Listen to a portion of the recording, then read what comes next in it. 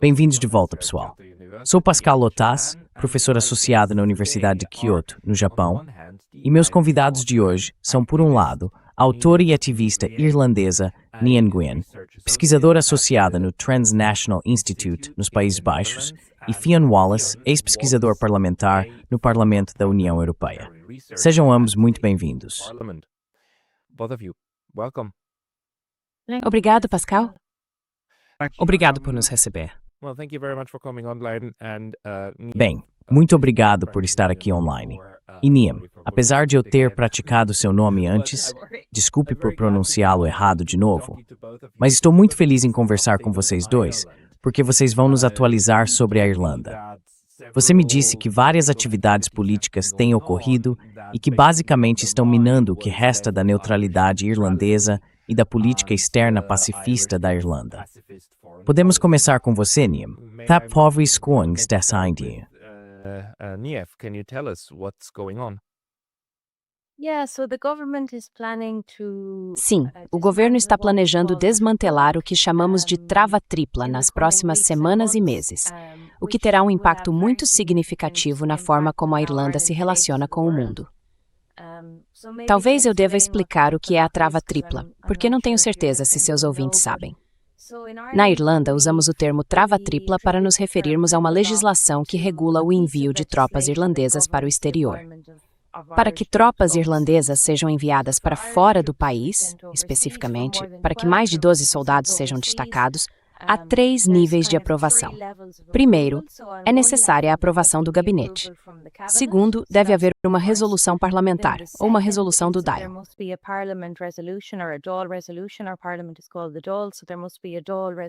Nosso parlamento é chamado de Dáil, então deve haver uma resolução do Dáil, esse é o segundo ponto. E o terceiro é que a missão para a qual essas tropas estão sendo enviadas deve ter um mandato das Nações Unidas. Esse é o terceiro componente do bloqueio.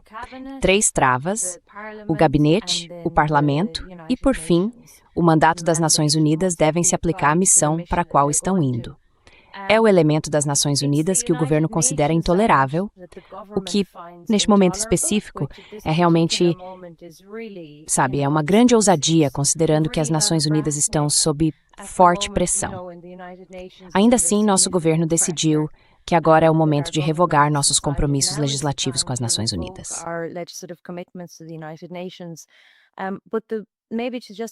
Talvez eu devesse apenas explicar como surgiu o Triple Lock.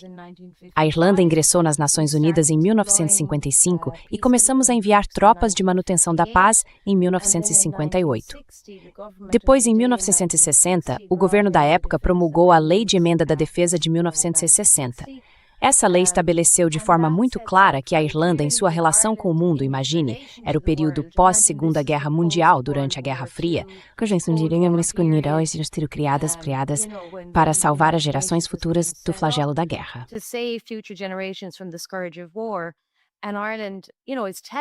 E a Irlanda, veja bem, está dizendo ao mundo, só enviaremos nossas tropas para o exterior se fizerem parte de uma missão de manutenção da paz das Nações Unidas. Não faremos parte de uma força estrangeira que esteja invadindo uma entrada agressiva em qualquer país. Só o faremos dentro dessas estruturas multilaterais. E isso está em vigor desde 1960. As tropas irlandesas só foram enviadas ao exterior em missões com mandato das Nações Unidas. O termo Triple Lock surgiu no contexto do Tratado de Nice e depois foi reafirmado no contexto do Tratado de Lisboa. Podemos entrar um pouco mais nesse assunto durante a discussão.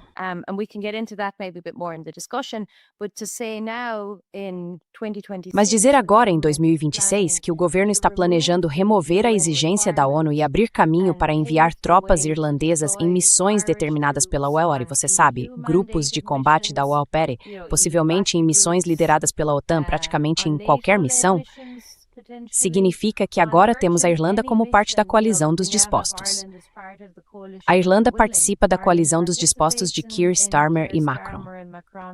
E se essa coalizão decidisse enviar tropas para a Ucrânia, por exemplo, a Irlanda, sem o triple lock, também poderia participar de uma missão desse tipo. Então estamos em um território completamente desconhecido na Irlanda.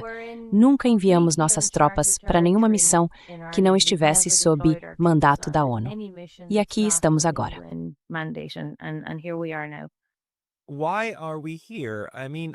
Por que estamos aqui? Quero dizer, a neutralidade irlandesa sempre surgiu, de certa forma, por estar espremida entre, libertar-se de um antigo colonizador, o Império Britânico, nas décadas de 1920 e 1930, e ao mesmo tempo não querer realmente apoiar os alemães quando a guerra começou. Então a Irlanda permaneceu neutra, manteve essa postura. Houve altos e baixos, mas houve figuras muito importantes na sua história nos anos 1960. Novamente, como o Sr. Frank Aiken, que realmente foram defensores da neutralidade irlandesa no sentido de usaremos a diplomacia na ONU, mas não participaremos de guerras estrangeiras.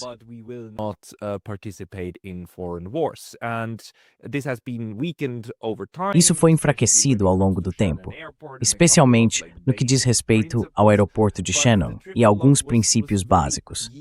Mas o triple lock era muito caro, pelo que me lembro, para meus colegas irlandeses. Talvez, Fionn, você queira intervir e nos dar sua análise de como é possível que o governo esteja agora pensando em retirar provavelmente o mais importante dos 3 bloqueios, porque é aquele que garante que a Irlanda não decida algo sozinha, mas sim que multilateralize o uso da força.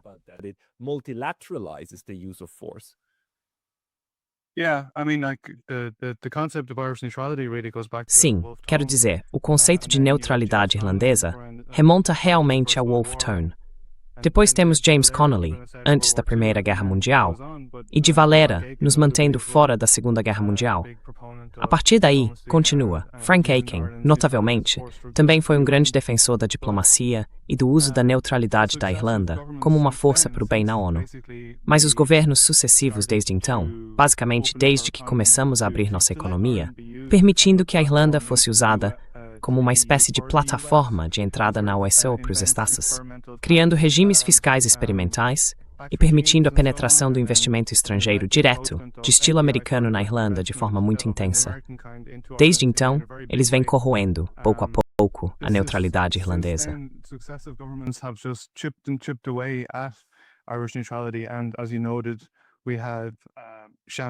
E como você mencionou, temos o aeroporto de Shannon, sendo usado basicamente como uma base aérea militar avançada para a OTAN e para as Forças Armadas dos Estados Unidos.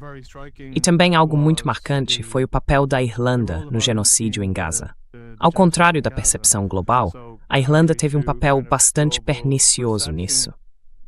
Permitimos inúmeros sobrevoos dos Estados Unidos e o trânsito de armas pelo nosso espaço aéreo, também por Shannon. E então tivemos essas votações no Dáil, em que a Irlanda, na verdade, o nosso Banco Central, foi o local de emissão dos títulos de guerra israelenses. 2 vezes, partidos de oposição apresentaram moções para interromper isso durante um genocídio, porque estávamos, na prática, facilitando o financiamento de um genocídio. Because we were effectively facilitating the financing of a genocide. Twice the government majority, just the plain majority. 2 vezes, a maioria do governo, apenas a maioria simples, forçou a votação para garantir que isso continuasse. Então é meio vergonhoso. Em público, há esse discurso de reconhecemos o Estado da Palestina e coisas do tipo. Há um elemento performático nisso. Mas quando se tratava de medidas concretas, não fazíamos absolutamente nada. Na verdade, estávamos facilitando o genocídio. E Francesca Albanese, em seu relatório mais recente, mencionou a Irlanda como um país que deveria ser considerado cúmplice de genocídio. Mas no ponto em que estamos agora, eles chegaram até a criar um novo conceito que não tem nenhuma base no direito internacional.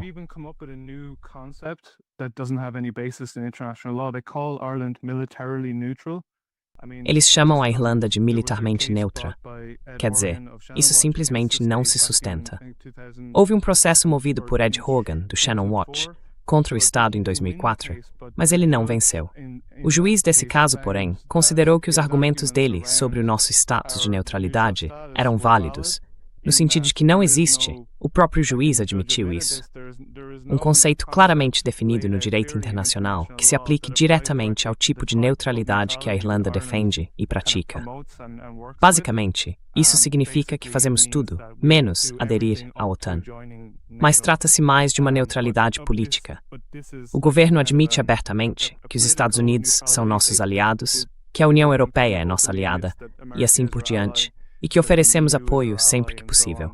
Mas agora, há realmente uma mudança acentuada em relação a isso, no sentido de que se quiséssemos enviar mais de 12, teríamos que passar pelo processo no nível do DIAL, através do nosso governo.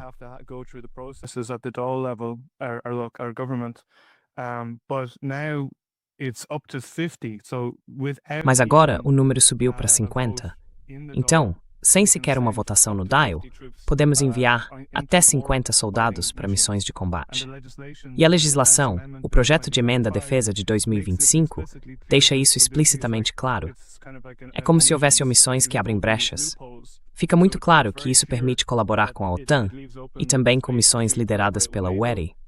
Está saindo da estrutura da ONU, o que significa que abre a porta para guerras ilegais das quais poderíamos participar. E então, se eles seguirem o processo e o gabinete concordar e obtiverem uma maioria simples no DIAL, não haverá limite para o número de soldados irlandeses que poderiam participar dessas missões. Isso é uma grande mudança em relação ao que tínhamos antes.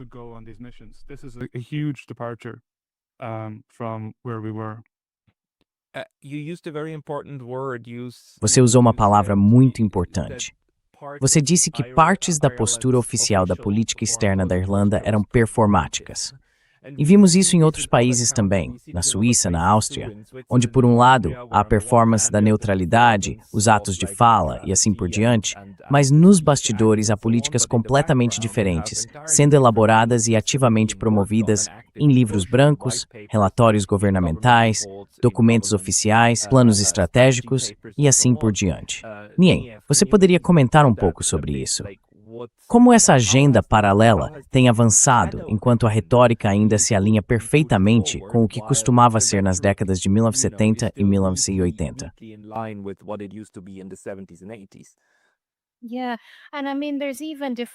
Sim, e quero dizer, existem até diferentes níveis dessa atuação. Por exemplo, há uma atuação que vemos na Irlanda, outra em Bruxelas e outra ao redor do mundo.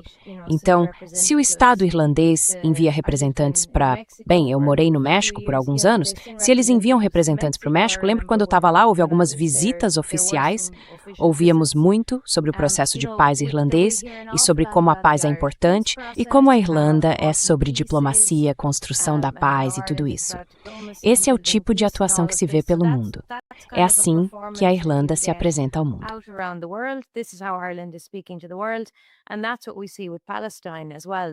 E é isso que vemos também com a Palestina. Sabe, nós reconhecemos o Estado da Palestina, junto com, nem consigo lembrar quantos outros países, mas a Irlanda faz um grande gesto performático com isso. Depois, há uma encenação em Bruxelas, para onde vamos toda vez que há uma reunião do Conselho Europeu. O Taoiseach, nosso termo para primeiro-ministro, vai a Bruxelas e diz que a Irlanda não está se esquivando nem fugindo de suas responsabilidades com nossos parceiros europeus.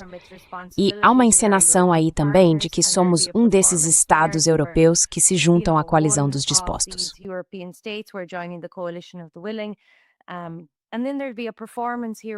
E então haveria uma encenação aqui em casa dizendo que nada disso vai afetar nossa neutralidade, porque o Estado, o governo, eles sabem que os irlandeses, se fossem realmente honestos, sabem que se viessem a público e dissessem honestamente ao povo, vamos desmantelar o triplo bloqueio porque queremos que a Irlanda se inscreva nos grupos de combate da UE e participe deles, estaríamos agora em uma situação muito delicada. Temos tropas irlandesas como parte dos grupos de combate da UERP e o governo afirma em relatórios que estamos prontos para o envio. Esses grupos de combate estão operacionais desde 2025. A Irlanda participa dos exercícios de treinamento porque nossa lei permite que viajemos ao exterior para treinamentos. Mas agora estamos nessa posição em que não podemos realmente ser enviados por causa do triplo bloqueio.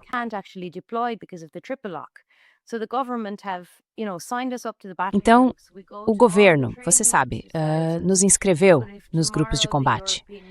Participamos de todos os exercícios de treinamento. Mas se amanhã a União Europeia decidisse mobilizar um grupo de combate, não poderíamos participar. E isso é extremamente constrangedor para o governo. Não podemos participar por causa do triplo bloqueio. Por exemplo, se Zelensky pedisse o envio de um grupo de combate para a Ucrânia, presumimos que isso não teria um mandato das Nações Unidas. Então, no momento, a Irlanda não poderia participar. Em vez de o governo ser honesto conosco e dizer queremos remover o triplo bloqueio para poder enviar irlandeses para lutar como parte dos grupos de combate da UOR ou em missões lideradas pela OTAN, estávamos tendo uma conversa sobre isso.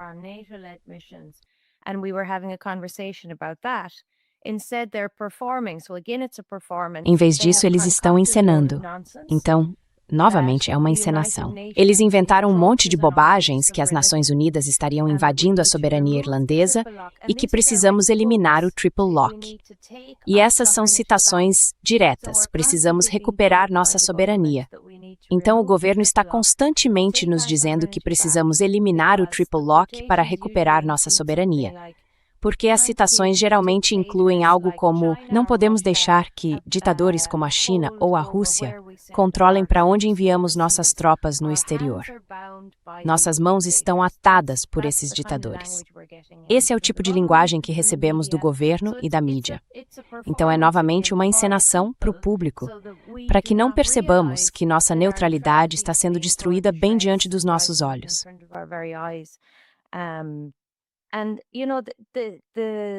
E veja bem, o governo é como se quisesse ser o melhor aluno da turma. Quer ir até Bruxelas e dizer, olhem só, fizemos nosso dever de casa, acabamos com esse triplo bloqueio. Quando falei no início, mencionei Nice e Lisboa. Isso foi extremamente embaraçoso para o governo, porque em 2 ocasiões o povo irlandês disse não. Primeiro a Nice, depois a Lisboa. E o motivo pelo qual fizemos isso, em ambos os casos, foi porque temíamos que, ao assinar esses tratados, a neutralidade irlandesa fosse enfraquecida e fôssemos forçados a ingressar em estruturas militares da UE.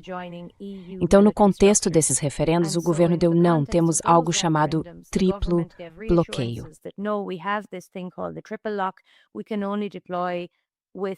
Só podemos fazer um desdobramento com um mandato das Nações Unidas e isso garante que estamos atuando de forma neutra.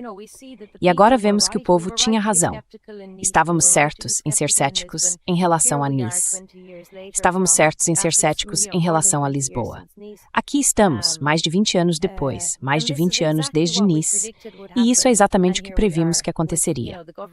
Agora o governo quer se integrar ainda mais às estruturas militares da União Europeia sem realmente voltar atrás e consultar o povo. Então recebemos muitas palavras e ações performáticas e mentiras descaradas vindas do governo porque eles sabem que a neutralidade é extremamente popular entre o povo. E se eles viessem a público e nos dissessem que o que estão fazendo é basicamente desmontar o último resquício da nossa neutralidade, haveria uma revolta.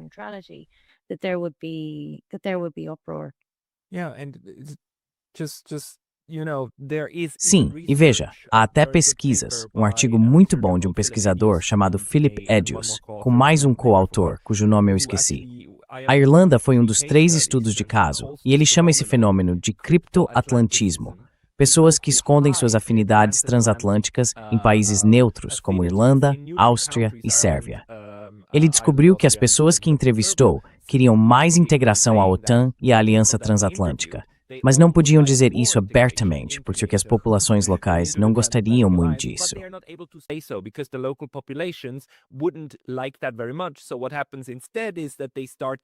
Então, o que acontece em vez disso é que eles começam os preparativos, certo? Você já preparou a integração nos grupos de combate, sabendo muito bem que isso não vai funcionar junto com as disposições que você tem em vigor, no seu caso, o triplo bloqueio. Então, o que você faz? Você trabalha contra o triplo bloqueio enquanto já está preparado e cria fatos concretos. Fionn, qual é a situação aí? Você acha que em algum momento, mesmo que o triplo bloqueio ainda esteja em vigor, essas missões vão ultrapassar o que é permitido pelo atual marco legal?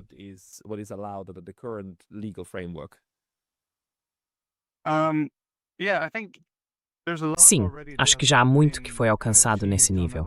Quero dizer, em 1999 nós aderimos à Parceria para a Paz da OTAN e, de fato, enviamos um pequeno contingente, principalmente oficiais, atuando em funções de assessoria no Afeganistão. Quando eles voltaram, as pessoas ficaram surpresas ao perceber que nós sequer tínhamos estado lá, porque a maioria já tinha esquecido. Acho que ficamos lá por uns 7 anos, mais ou menos. Depois aderimos à PESCO. Deixa eu ver quando isso aconteceu. E eu trabalhava no parlamento na época. Lembro-me dos debates. Duraram cerca de 2 horas. Disseram-nos que não deveríamos ter nenhuma preocupação, que nada mudaria e que isso era apenas uma questão de sermos responsáveis com nossos parceiros e aliados da UE. E então, por meio disso, nós nos engajamos.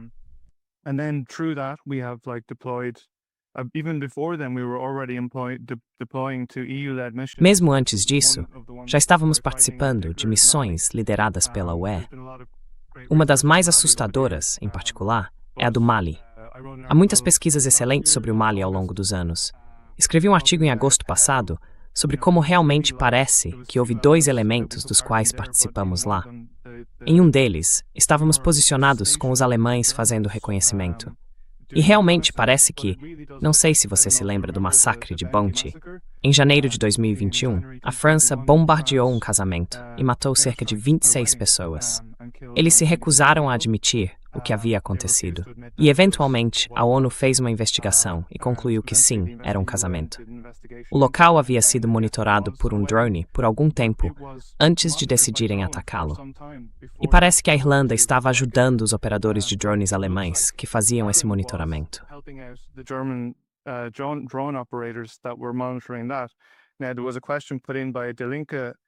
Agora, houve uma pergunta feita por Die Linke, uma membro do Bundestag alemão. Mas a resposta à pergunta sobre se era um drone alemão foi basicamente classificada. Então, nunca saberemos se fomos cúmplices em missões de manutenção da paz ou em crimes de guerra ali. E esse tipo de coisa simplesmente passa completamente despercebido. Está acontecendo o tempo todo. Como Niam mencionou anteriormente, estamos em grupos de batalha treinando constantemente. Estamos, na verdade, retirando tropas de missões de paz da ONU para desviá-las para o treinamento dos grupos de batalha.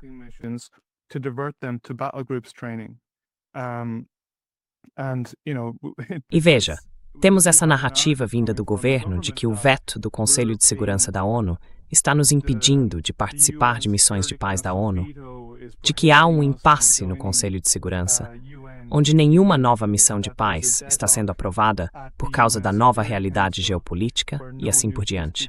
Mas a realidade é que existem 11 missões de paz da ONU ativas neste momento, e poderíamos participar de qualquer uma delas. Em vez disso, estamos na verdade reduzindo o número de tropas e colocando-as na situação do grupo de combate da UE. Então eles estão realmente se preparando. E outro desenvolvimento realmente assustador na Irlanda é que temos comprado todo tipo de armamento recentemente. É como se estivéssemos respondendo às... Bem, você sabe, Trump tem, e eu não quero focar em Trump, mas é difícil não fazê-lo, as exigências dos Estados Unidos e da OTAN para aumentar os gastos militares.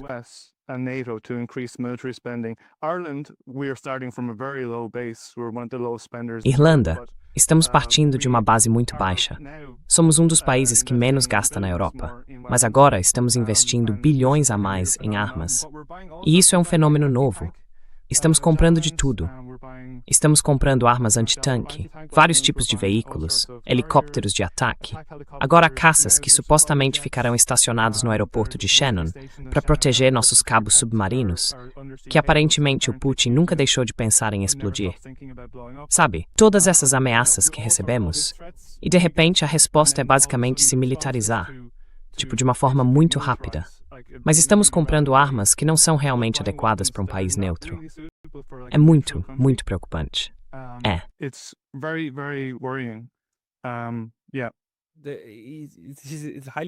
É extremamente preocupante, especialmente porque vemos as mesmas tendências em todos os lugares. E esse argumento, claro, de que devemos fazer a nossa parte, certo?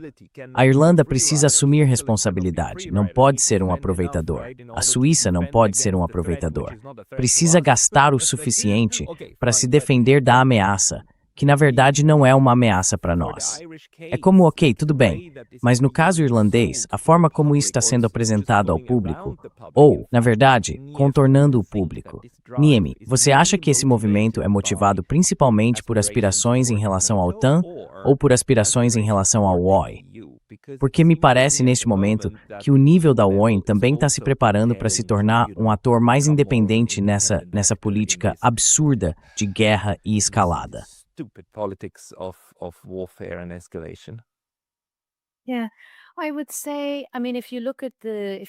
Sim, eu diria que se você voltar ao Livro Branco Europeu sobre Prontidão de Defesa, o documento de 2030 que saiu em março, é uma leitura impressionante. São 22 páginas que são basicamente um plano de guerra. E se você olhar para ele, é muito claro. Diz que os Estados Unidos exigem que a Europa gaste mais em armamentos, então há essa dimensão. E também afirma que a OTAN é a pedra angular da segurança europeia. Certo.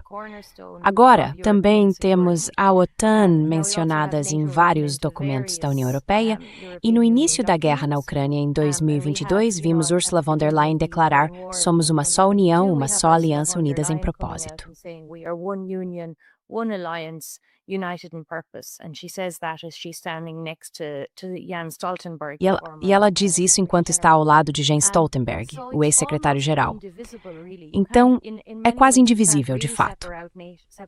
De muitas maneiras, não se pode separar a OTAN e a União Europeia, são dois lados da mesma moeda. E eu acho que o que vimos nas últimas semanas, especialmente com a Groenlândia, é que eu entenderia a OTAN como uma ferramenta do imperialismo dos Estados Unidos e veria a União Europeia como parte desse mesmo imperialismo norte-americano. O que vimos nas últimas semanas é mais uma forma de disciplinamento da UE pelos Estados Unidos. Estamos sendo disciplinados.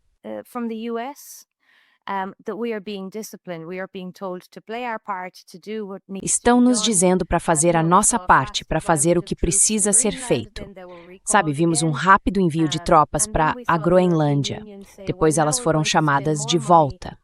E então vimos a União Europeia dizer, bem, agora vamos gastar mais dinheiro na militarização da Groenlândia, para proteger, para agradar Donald Trump e as exigências que ele fez. Vamos comprar um quebra-gelo de nível militar que poderá operar em território groenlandês. Então, eu diria que a pressão sobre a Irlanda vem certamente da Europa, mas também dos Estados Unidos. Acho que há duas coisas em jogo.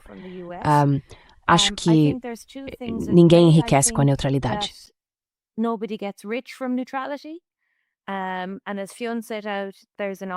E como Fiona apontou, há uma quantidade enorme de dinheiro sendo ganho, ou você sabe, gasto, em armas. Então, há muito interesse envolvido. Agora temos um grupo de lobby de armamentos com sede em Dublin, a Associação Irlandesa de Defesa e Segurança, que conta entre seus membros a Lockheed Martin. Eles vêm fazendo lobby junto ao governo nos últimos anos. Se continuarmos sendo um país neutro e pouco armado, então não há dinheiro a ser ganho pelos grupos de lobby de armamentos. Não faria sentido lógico acessar todos esses fundos militares que se tornaram disponíveis em Bruxelas como Estado-membro da OLP se fôssemos continuar com nossa neutralidade como tem sido, muito pouco armados, com um exército que serve mais ou menos para missões de manutenção da paz.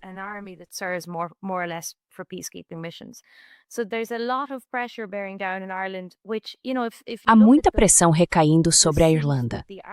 Se você observar o espaço que os lobistas e as empresas de armamentos têm na mesa de tomada de decisões em Bruxelas, verá que essa influência agora está chegando à Irlanda. Já vimos lobistas e empresas de armamentos tendo assento nessa mesa há bem mais de uma década, e agora estamos vendo o resultado disso. Todos os Estados-membros europeus estão se tornando mais militarizados. E a Irlanda não está fora dessa tendência. Portanto, eu diria, não podemos simplesmente ignorar o papel das empresas de armamentos.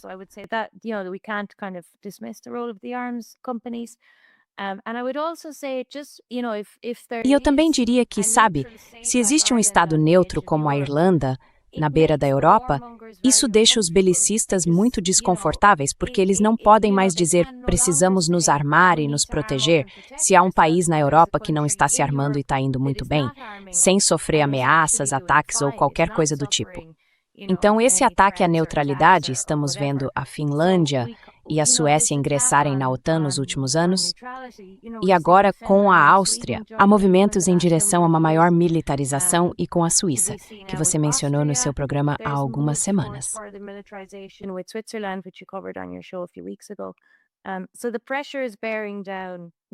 Então a pressão está aumentando. Ela não vem de dentro, do povo.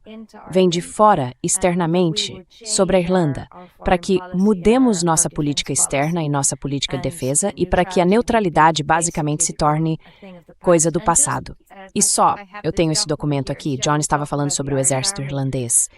A missão das forças de defesa isso é apenas uma linha. Nossa missão é fornecer a capacidade militar para defender a Irlanda e os interesses designados internacionalmente. Agora, quem está designando esses interesses internacionalmente? E o que essa é uma linha particularmente interessante. Você pode repetir isso? Interesses atribuídos, não os nossos interesses. Interesses atribuídos. Interesses designados internacionalmente. Essa é a nossa missão. Então teremos interesses designados, eles virão da esfera internacional e nós os defenderemos. Agora, essa é uma linguagem incrivelmente perigosa para se incluir na missão de um exército que supostamente faz parte de um país neutro. E também temos, em nossa visão 2030 para o exército, que seremos uma força militar ágil e adequada ao propósito, posicionada para defender nossa soberania, proteger os cidadãos irlandeses e garantir os interesses da Irlanda. Agora, isso representa uma mudança enorme na linguagem. Interesses da Irlanda? Que interesses? Sabe do que realmente estamos falando?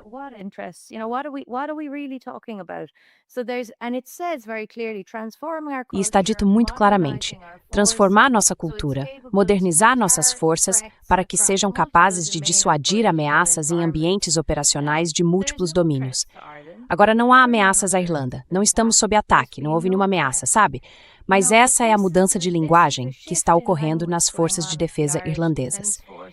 E isso está nos preparando para participar a questão é, de onde vem a pressão? É da UE? É da OTAN? Que não dá para separar uma da outra. E acredito que, mesmo não sendo membros plenos da OTAN, não precisamos ser, porque já participamos de treinamentos da OTAN. Temos uma parceria com a OTAN, como o Fionn mencionou, a parceria para a paz.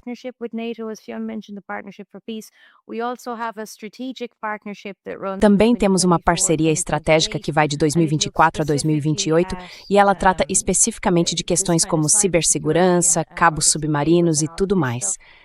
Então, é quase pior. Se fôssemos membros plenos da OTAN, haveria algum nível de supervisão. Mas como não somos e temos acordos que a maioria das pessoas nem sabe que existem, há muita coisa acontecendo nos bastidores. Eu imagino que se você andasse por Dublin hoje e perguntasse, você sabe o quão envolvidos estamos com a OTAN? A grande maioria das pessoas não saberia, porque temos esse tipo de coisa, sabe? Um acordo aqui, um arranjo ali, e acabamos nos safando de muita coisa por causa disso.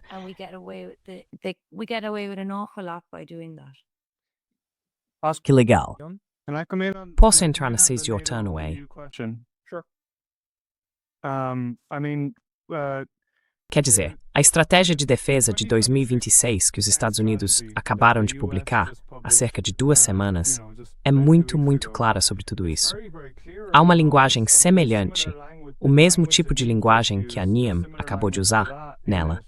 Eles estão dizendo que vão pressionar seus aliados ao redor do mundo para atingir a meta de 5% de gastos militares. E à medida que esses, aliados fizerem isso, junto com os Estados Unidos, serão capazes de mobilizar as forças necessárias para dissuadir ou derrotar possíveis adversários em todas as principais regiões do mundo. E veja, já vimos isso. Por exemplo, ontem a NIAM estava no rádio debatendo com John O'Brien, e ele não parava de falar sobre isso ser um admirável mundo novo.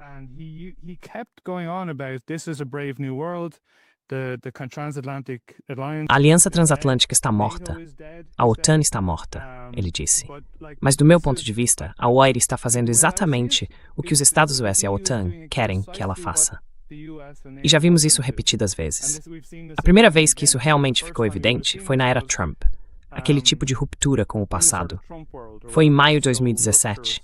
Trump foi a Bruxelas pela primeira vez, encontrando muitos líderes da OIG pela primeira vez, e disse que já era hora de a UE começar a arcar com os custos de sua própria defesa. Os gastos com defesa na época eram de cerca de 1% do PIB, e ele queria que aumentassem para 2%.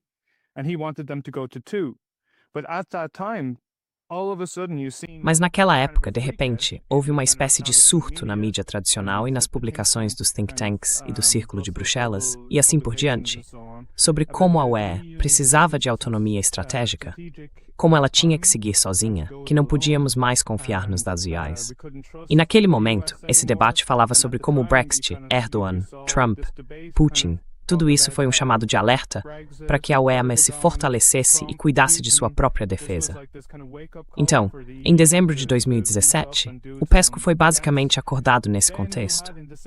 Foi um acordo em tempo recorde sobre algo tão significativo no nível da UE em matéria de defesa, porque há muita discordância dentro da UE sobre questões de defesa, especialmente entre a Alemanha e a França, em particular.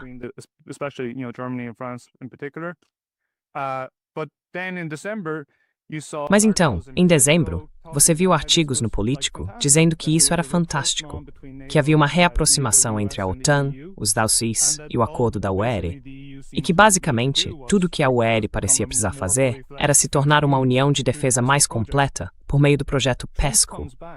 Trump volta, certo, em novembro, e os republicanos e sua equipe apontam que os gastos com defesa chegaram a 1,9% do PIB, quase exatamente onde ele havia pedido que chegassem. Então Mark Rutte vai ao Parlamento Europeu e diz, certo, vamos para 5%. E a mesma narrativa começa a se espalhar novamente. Trump é pouco confiável.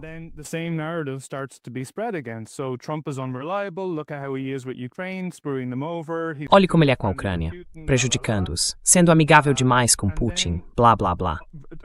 E então, alguns meses depois, temos o pacote Rearmar a Europa e o livro branco Prontidão de Defesa 2030. Esses são planos para chegar a 5%. Você sabe, 3,5% para armas propriamente ditas em toda a UE até 2030 e 1,5% para mobilidade militar e assim por diante. Essa é a exigência de Trump colocada em prática. E eu acho que o que está acontecendo agora meio que reviveu isso novamente. Está sendo usado. Essa coisa de Trump é pouco confiável por causa da Groenlândia. Eles não falam tanto sobre a Venezuela, mas a Groenlândia em particular tem sido usada novamente para acelerar as coisas.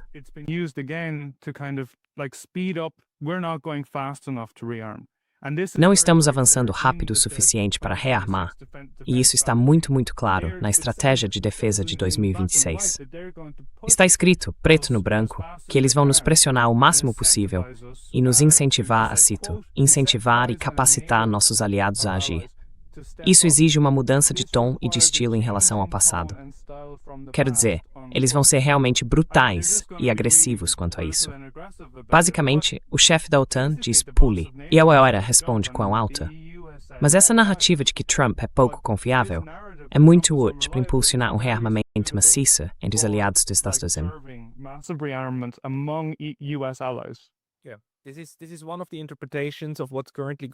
Sim, essa é uma das interpretações do que está acontecendo atualmente no meu pequeno mundo, muito ligada a um analista chamado Brian Balitic, que continua enfatizando o seguinte ponto. Vejam, pessoal, é uma continuidade de agenda, uma divisão de tarefas. O tom é diferente, mas o objetivo, no fim das contas, é o mesmo, certo? Integração e tornar a Europa útil aos objetivos de guerra dos Estados. E, portanto, essa militarização é necessária. Agora, isso também mostra o quão diferenciada é essa estratégia, e como parece que a Irlanda está sendo visada como algo que precisa ser alinhado. Quero dizer, talvez não tanto como um membro formal, mas uma das maiores contribuições da Irlanda para dificultar a plena militarização da UE foi quando a União Europeia elaborou sua política externa e de segurança comum. Common foreign and security policy, Ireland insisted A Irlanda insistiu em inserir uma cláusula, que hoje chamamos de cláusula irlandesa, que concede uma opção de exclusão para os estados neutros. Cada estado deve ajudar a proteger os outros. E graças aos irlandeses, o texto diz dentro de suas restrições constitucionais, certo? O que basicamente significa que, mesmo sob a política de segurança externa, cada estado ainda mantém o direito de não participar militarmente se a situação chegar a esse ponto. Para mim, essa é uma contribuição muito, muito importante. E isso foi introduzido em algum momento dos anos 2000, 2007, 2008, algo por aí. E essa mentalidade hoje parece completamente desaparecida, 20 anos depois. Nien, Fionn, um de vocês tem uma explicação de como é possível que naquela época, há 20 anos, a Irlanda realmente defendesse isso, certo? E hoje, a liderança parece excessivamente ansiosa e disposta a deixar isso para trás.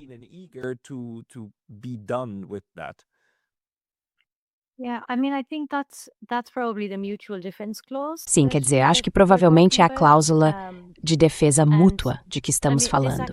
E isso realmente surgiu numa reunião em que estive ontem à noite. Uma das pessoas que falaram lá, basicamente, dedicou sua vida desde o Ato Único Europeu nos anos 1980 a analisar criticamente as diferentes medidas que surgem desses tratados europeus, Maastricht, Nice, Lisboa. Ele é crítico quanto ao fato de que isso não vai longe o suficiente. Deveria deixar claro que isso é para a Irlanda, que a Irlanda é neutra e que a nossa neutralidade será protegida. A cláusula de exclusão, sabe, é uma linguagem enfraquecida e deveria ter ido muito mais longe.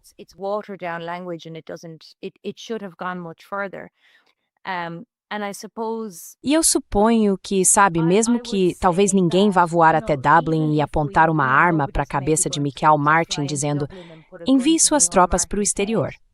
Mas não acho que precisariam fazer isso, porque haverá pressão suficiente para que, tenho certeza, acabaríamos enviando de qualquer forma. Então, embora exista essa cláusula de exclusão, não consigo imaginar, em um contexto em que o governo está se livrando do triplo bloqueio, eles claramente não querem optar por sair, porque o triplo bloqueio nos oferece uma opção de exclusão legislativa. Sabe, temos uma proteção legal que determina que só enviaremos tropas em missões com o mandato das Nações Unidas. Isso é, essencialmente, uma cláusula de exclusão em que dizemos que não participaremos de grupos de combate da UERE, nem de missões lideradas pela OTAN. O governo está decidindo remover isso.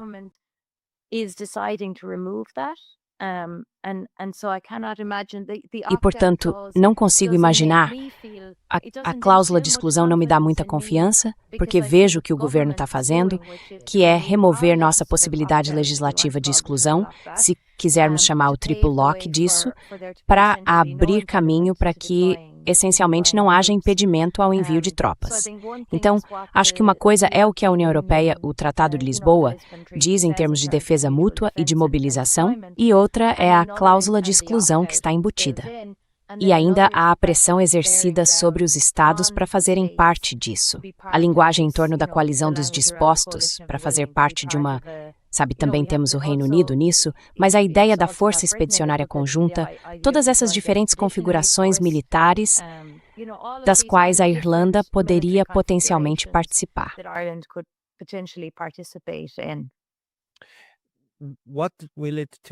O que seria necessário para acabar com o triplo bloqueio? Quer dizer, isso é uma legislação nacional. Pode ser alterada apenas por um ato do parlamento ou exigiria um referendo nacional? Talvez, Fionn.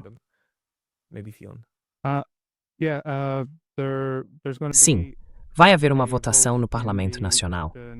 Quer dizer, há quem esteja preparando uma contestação judicial, caso seja aprovada. Mas, basicamente, uma maioria simples no Dáil e o Seanad são o essencial. A Câmara Alta, sim, exatamente. Então, a aprovação do Seanad e do Dáil, depois de um processo com algumas emendas, mas basicamente isso pode ser concluído em questão de semanas. Eles anunciaram que estão avançando com isso agora. Já vem sendo discutido há bastante tempo. Começaram a falar sobre isso em 2022 ou 2023, mas uma maioria simples no Dáil é tudo o que é necessário. A simple Dáil majority and, as I was talking about before with the E sabe, como eu estava dizendo antes sobre as votações dos títulos de guerra israelenses, o governo tem a maioria e simplesmente coloca todo mundo na linha. E mesmo que haja algumas pessoas talvez em falta, porque é meio que um legado do partido delas, elas podem simplesmente, sabe, há definitivamente um pouco de discordância dentro do partido sobre isso, porque há pressão vindo de baixo, e é o legado deles. Mas mesmo que haja alguma discordância, a gente meio que espera que eles apenas segurem o nariz e façam o que mandam. Porque sabe, se você desobedece à liderança, é assim que novos partidos são formados. Então é isso.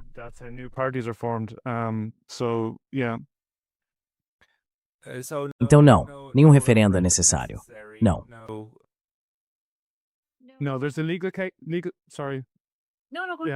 Não, há um caso jurídico. Desculpe. Não, vá em frente. Há duas coisas. Basicamente, poderia haver um processo judicial, e há um argumento bastante válido de que isso merece um referendo. Porque nos materiais que foram distribuídos durante o Tratado de Lisboa, havia uma indicação de que, sabe, se disséssemos não, obviamente nas duas primeiras rodadas, os tratados de Nice e Amsterdã, mas nos materiais enviados ao público, ficou claro que se você votasse sim, isso seria no contexto da proteção do Triple Lock. Além disso, há um mecanismo em nossa Constituição segundo o qual, se uma lei for aprovada, e se houver maioria no Senado, 1/3 de aprovação no Dáil e o assentimento do presidente da Irlanda, então ela pode ser devolvida ao povo para um referendo. Mas, se eles obtiverem uma maioria simples no Dáil, é difícil ver como seria possível derrotá-los em uma contestação. Então, é algo que precisa ser trabalhado.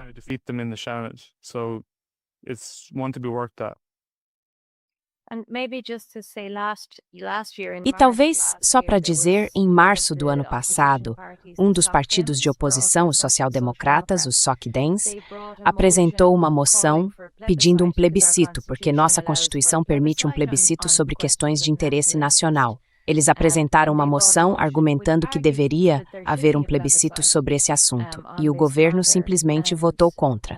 Sabe, eles são muito claros. Não querem perguntar ao povo porque sabem que receberiam a resposta errada. Então, veja, eles já tiveram a oportunidade de realizar um plebiscito sobre isso e disseram não.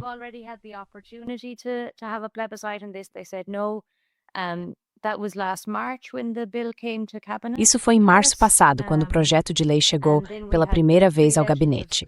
Depois tivemos a análise pré-legislativa durante o verão. Durante esse processo, houve muitos depoimentos levantando questões como: isso significa que a Irlanda passará a se envolver em missões de combate? Sim, absolutamente. Há a possibilidade de participarmos de missões da OTAN? Sim.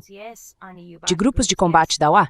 Sim, e mesmo com isso registrado na análise pré-legislativa no parlamento, eles ainda assim seguiram adiante com a legislação como está. Então, sim, os próximos passos são basicamente como o Fionn descreveu.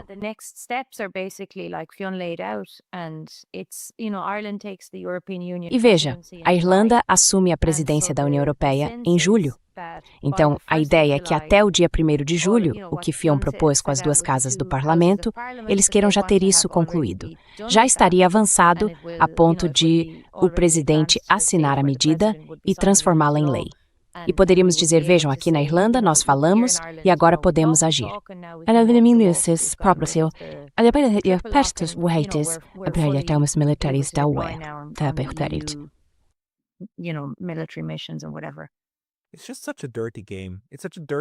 É um jogo tão sujo. É um jogo tão sujo fazer tudo isso sob o disfarce de algo como isso não vai afetar nossa neutralidade, tudo vai continuar igual, enquanto na verdade tudo muda. E então tudo que você precisa fazer é esperar até que algo aconteça. E aí pode abrir mão disso também, assim como Finlândia e Suécia fizeram, certo? Quando os primeiros 3 soldados irlandeses forem mortos em algum lugar, sei lá, no Iraque, na Síria, e então, fomos atacados. A Irlanda está sob ataque. 3 irlandeses mortos. Heróis morreram. Agora é hora de finalmente nos livrarmos disso. Quero dizer algo assim. Alguma consideração final sobre esse processo? Fionn primeiro e depois Naimh. Fionn first and Niamh. Eu só acho que o que eles estão fazendo é tão antidemocrático. Sabe, enquanto isso, o Martin nunca para. Temos esse tipo de liderança rotativa acontecendo no momento. Às vezes está o Izzesh, agora está Neist. Na verdade estou confuso. Agora está o Izzesh de novo. Mas sabe, ele nunca se cansa de falar sobre estados autoritários e coisas do tipo, e sobre como precisamos defender as forças da democracia dessa ameaça maligna. Mas isso é autoritário em sua estrutura.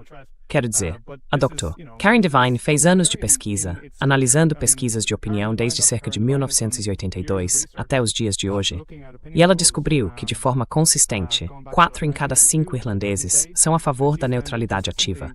Que isso está realmente, fortemente ligado à nossa identidade como povo.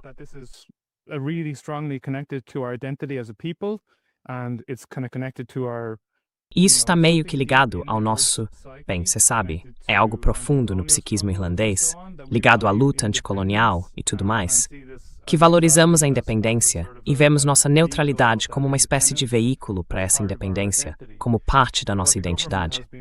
O que o governo tem feito nos últimos 2 anos, em particular, é tudo ao seu alcance, por meio de propaganda, para dissociar a neutralidade do Triple Lock. Enquanto isso, Michelle Martin, no plenário do Dáil lá em 2013, disse que o Triple Lock está no cerne da neutralidade irlandesa. Agora ele se levanta no Dáil e diz que uma coisa não tem nada a ver com a outra. Então, qual é, hein, Michelle? Claramente, eles estão mentindo.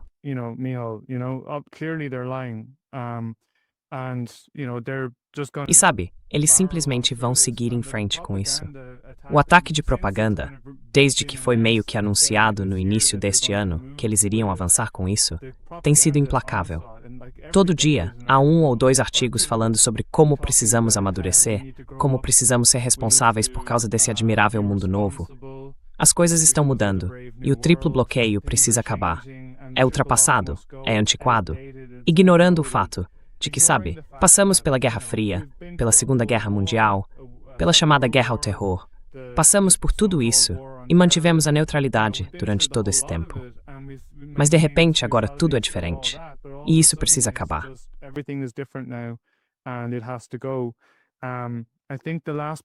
Acho que a última pesquisa sobre isso mostrava que talvez 43% das pessoas queiram alguma mudança no Triple Lock. Mas simplesmente descartá-lo completamente não é o que precisa acontecer. Se for para haver alguma reforma, sim, alguma reforma sensata, talvez. Mas o aspecto da ONU é profundamente importante. E é o que nos mantém fora de guerras ilegais. Acho que se isso fosse deixado claro para as pessoas, se fossem francos com elas, como Nien disse antes, a situação seria completamente diferente. Isso não estaria acontecendo. Mas eles têm que mentir, porque o que estão fazendo é desonesto, e não poderiam ser sinceros com as pessoas que são tão contrárias a perder nossa neutralidade ou a entrar na OTAN. Criptoatlanticismo, Niam? Sim, quero dizer, é simplesmente incrível. Sabe, a gente acorda toda manhã e verifica, começou uma nova guerra durante a noite? Tipo, agora é o Irã, na semana passada era a Groenlândia, algumas semanas antes era a Venezuela. E eu acho simplesmente incrível que nesse contexto, em vez de reforçar as salvaguardas que nos mantêm fora da guerra, o nosso governo esteja ativamente planejando removê-las para nos colocar bem no meio da próxima guerra.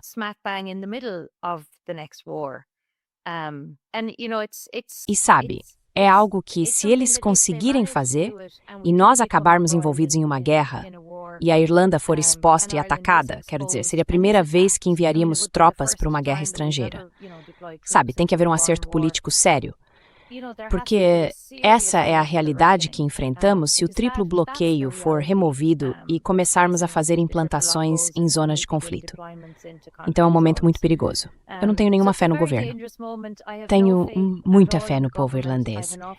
E suponho que o que Fiona e eu temos feito no último ano é sair e realizar sessões de educação política, sessões de educação sobre neutralidade.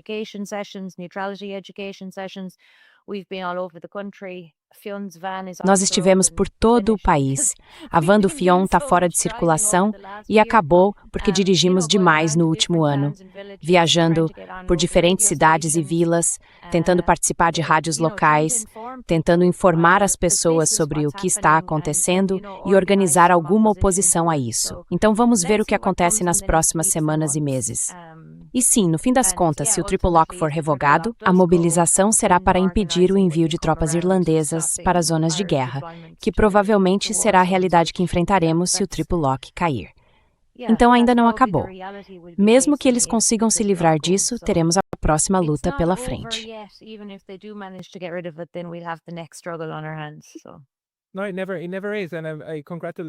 Não, nunca é. E eu parabenizo por essa luta e por realmente agir. Sabe, não é verdade que somos completamente impotentes, de forma alguma. Podemos falar sobre isso, podemos educar sobre isso, podemos escrever sobre isso, podemos nos opor a isso e podemos ir às ruas e assim por diante. E, na verdade, isso é o que é necessário, porque esse é um processo político. Eles tentam mascarar e dizer que é inevitável, que o mundo nos impõe isso. Não, é pura besteira. Há uma estranha disposição, que eu ainda não entendo completamente, mas estamos trabalhando nisso, das elites europeias de tentar se integrar entre si e com os Estados Unidos, em vez de realmente se importarem com o Estado-nação que foram eleitos para servir. Sabe, algo estranho está acontecendo, mas vamos entender com o tempo e então elaborar estratégias contra isso. E fico feliz em saber que vocês estão trabalhando nisso na Irlanda. Fionn Wallace e Niamh Ní Bhríain, obrigado pelo tempo de vocês hoje. Muito obrigado, Pascal Lotais.